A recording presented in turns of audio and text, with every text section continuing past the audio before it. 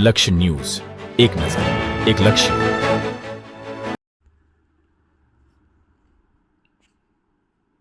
ડભોઈ તાલુકામાં ગોઝાલીથી ગરાલીપુરા રોડનું રિફ્રેશિંગનું ₹2.42 કરોડના ખર્ચે થવા જઈ રહ્યું હોય ધારાસભ્ય શૈલેષભાઈ મહેતાના વરદ હસ્તે ખાતમુહૂર્ત કરવામાં આવ્યું.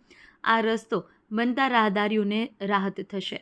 ડભોઈ તાલુકામાં ધારાસભ્ય શૈલેષભાઈ મહેતા અને ભારતીય જનતા પાર્ટી દ્વારા વિકાસના સૂત્ર સાથે અવિરત વિકાસ યાત્રા ચાલી રહ્યો હોય ત્યારે રોડ રસ્તા સુગમ બને તે માટે આજે વધુ એક ડભોઈ તાલુકાના ગોઝાલીથી કરાલીપુરા રોડનું રિફ્રેશિંગનું 7.30 કિલોમીટરનું ₹2.42 કરોડના ખર્ચે કામ થવા જઈ રહ્યું છે ત્યારે તેનું આજરોજ ડભોઈના ધારાસભ્ય શૈલેષભાઈ મહેતાના વરદ હસ્તે ખાતમુહૂર્ત કરવામાં આવ્યું.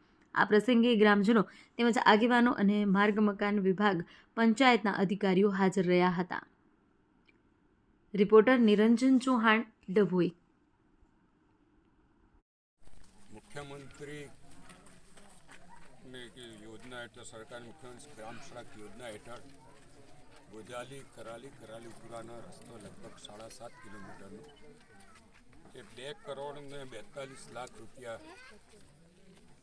અહીંયા ફાળવવામાં આવ્યા છે, જેનું આજે અહીંયા ખાતમુહૂર્ત કરવામાં આવ્યું છે. ઘણા વખતથી આ વિસ્તારની માંગણી હતી કે આ વિસ્તારના રસ્તાઓ ખરાબ થઈ ગયા છે, જેના અનુસંધાનમાં આજે આ કામગીરી કરવામાં આવી રહી છે.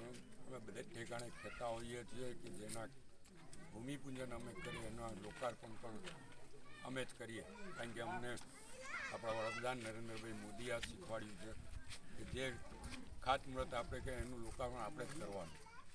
એ રીતે અહીંયા આજે ખાતમુહૂર્ત કર્યું છે. થોડા દિવસ પછી આનું લોકાર્પણ કરવા માટે પણ આવીશું. સમય મર્યાદામાં રસ્તો થઈ જાય અને